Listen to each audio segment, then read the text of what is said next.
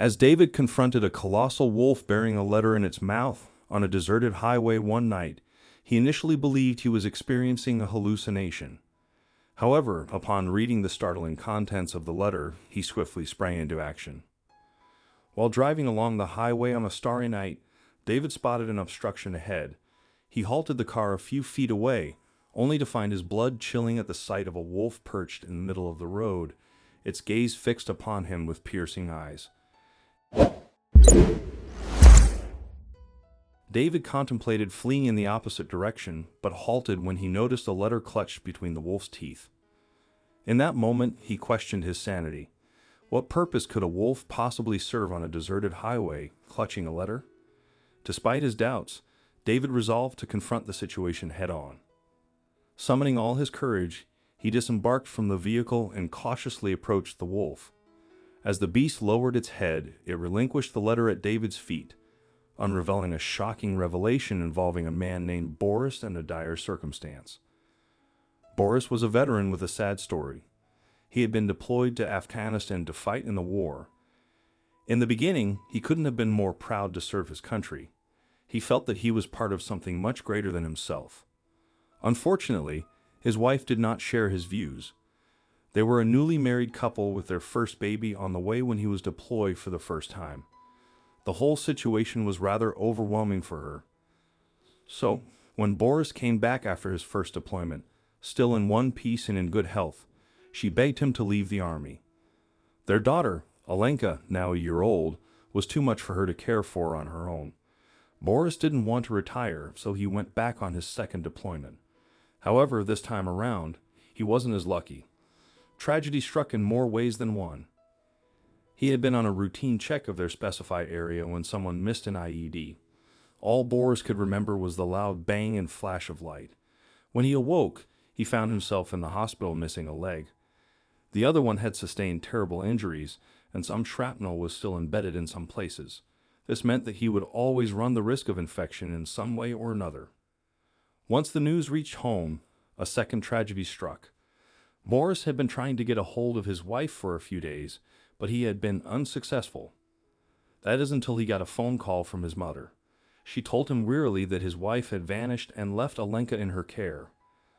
Once his wife had heard of the tragedy that had befallen him, she had gotten overwhelmed and realized that she couldn't take care of him as well as the child.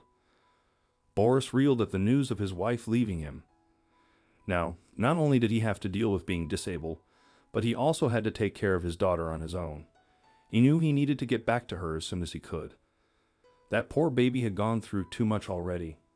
As soon as Boris had completed his physiotherapy, he made his way back home to his mother's.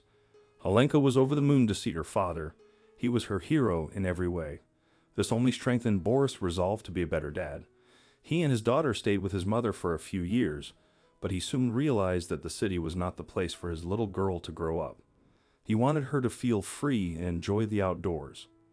So, the father and daughter duo packed up what little they had and set off into the mountains to live in a little village. From the very first day, Boris knew he had made the right decision. Alenka rejoiced at all the space she had in their garden to run around and play. Boris had found a sweet little cottage on the outskirts of the village area, and he was able to accompany her to school every day. Their lives went on graciously in the little village. Boris formed a little patch of land to provide for himself and his daughter, and everyone seemed to welcome them nicely.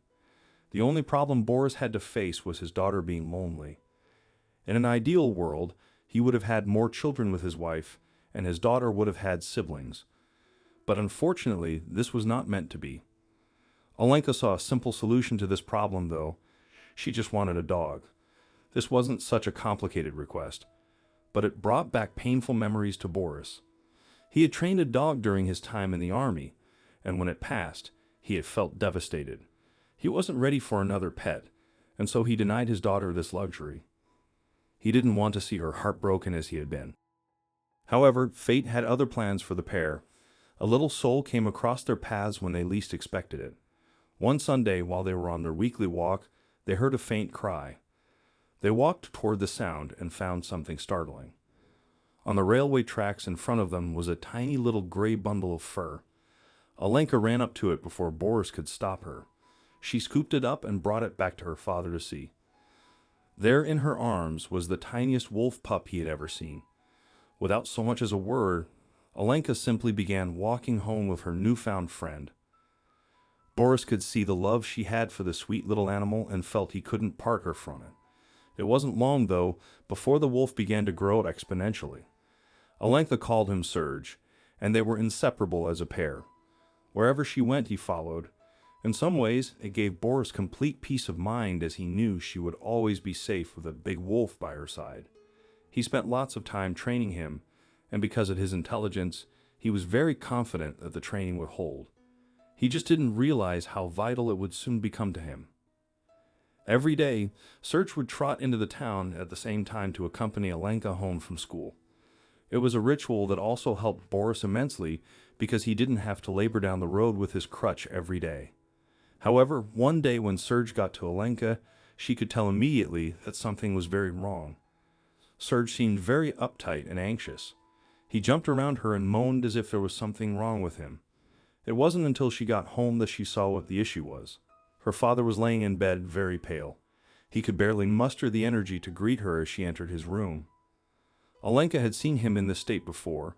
An infection must have flared up in his leg, which meant he desperately needed medicine. She first checked that his fever wasn't too bad, then quickly made her way into town. There she asked around for some help, but no one had what she needed.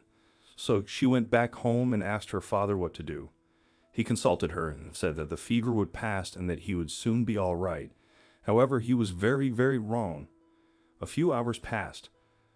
Boris seemed to slip in and out of consciousness more frequently, and Alenka began to panic, splashing him with cool water. She eventually managed to wake him up after hours of slumber. He weakly beckoned for a piece of paper and a pen. He wrote down something on the page and then folded it up. He then told Alenka to go to the highway and stop anyone driving by. If they were good-hearted, they would help. Before Alenka could take any action, Serge surprised everyone by seizing the letter in his mouth and darting towards the highway. There he encountered a compassionate stranger named David, who now held the letter with trembling hands. While David could have simply returned the letter to the wolf and continued on his way, he chose to extend his assistance without hesitation. David swiftly returned to his car and drove directly to Boris's house, where he aided Alenka in getting her father into the vehicle. Without delay, he raced to the hospital to secure the necessary treatment for Boris. Were it not for Alenka's cherished pet wolf, her father might not have survived the night. Serge's actions were a gesture of gratitude for the kindness shown to him, serving as a remarkable display of loyalty and affection.